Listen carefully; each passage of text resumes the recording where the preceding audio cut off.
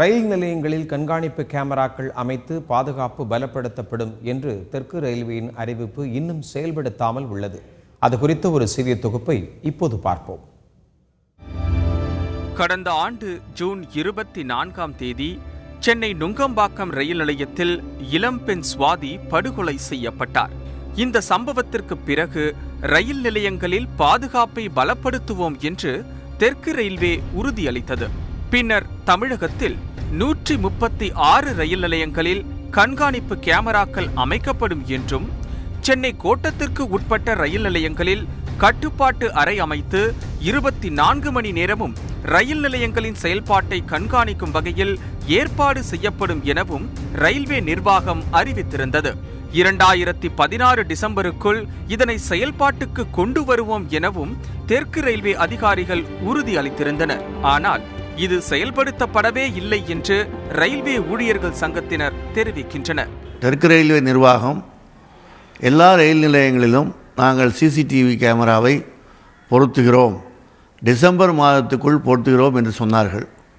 ஆனால் ஜனவரி மாதம் வந்துவிட்டது, இன்னமும் கூட அந்த வேலை முடியவில்லை. அந்த கண்ட்ரோல் ரூமுடன் கூடிய சிசிடிவி கேமரா என்பதுதான் மிக முக்கியமான விஷயமாகும்.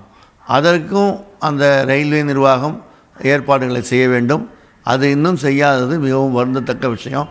சுவாதி படுகொலை போன்ற சம்பவங்கள் மீண்டும் ரயில் நிலையங்களில் நடப்பதற்கு முன்பே ரயில் நிலையங்களில் கண்காணிப்பு கேமராக்களை அமைக்க வேண்டும் என்று தமிழ்நாடு ரயில் பயணிப்போர் உரிமை தீர்வகம் தெரிவித்துள்ளது. நாளைக்கு சுவாதி மாதிரி இன்னும் ஒரு பெண்ணுக்கோ இல்லை ஒரு ஆணுக்கோ இல்லை வேறு விதமான சம்பவங்களை பெற, உதாரணத்துக்கு சென்ட்ரல்லாம் ஒரு ட்ரெயினை எடுத்துகிட்டு போய் எங்கேயோ விட்டான் ஒருத்தன், ஒரு குண்டு வெடிச்சது, இந்த மாதிரி சம்பவங்களுக்கு அப்புறம் இருக்கக்கூடிய விஷயங்களை விட அது வராமல் இருக்கிறதுக்குரிய அறிவிப்பை செஞ்சுட்டு அந்த அறிவிப்பை நடைமுறைப்படுத்தாமல் இருக்கிறது ரயில்வே நிர்வாகத்தின் மீது, அந்த அதிகாரிகள் மீது ஒரு வெறுப்பை தான் எங்களுக்கு ஏற்படுத்துது. அவங்க பயணிகளுடைய நிலைப்பாட்டை கவனித்து அவங்களுக்கு பாதுகாப்பு செலுத்துறதுல இருக்கக்கூடிய அந்த அக்கறையை அவங்க போதிய அளவு செலுத்தலை. இனிமேலாவது அதை விரைவாக நடந்து அடுத்த சம்பவங்கள் இது போன்று நடக்காத அளவுக்கு பயணிகளுக்கு ஒரு முழுமையான பாதுகாப்பை ஏற்படுத்தி தரணுன்றது தான் பயணிகளுடைய விருப்பம். பாதுகாப்பு கேமரா கூட இல்லாமல் ரயில் நிலையங்கள் இருக்கும் வேளையில் டிஜிட்டல் இந்தியா என்ற கனவு எப்படி நனவாகும் என்பதே பொதுமக்களின் கேள்வியாகி இருக்கிறது. தந்தி டிவி செய்திகளுக்காக ஒளிப்பதிவாளர் பாலாஜியுடன் எஸ். விவேக்.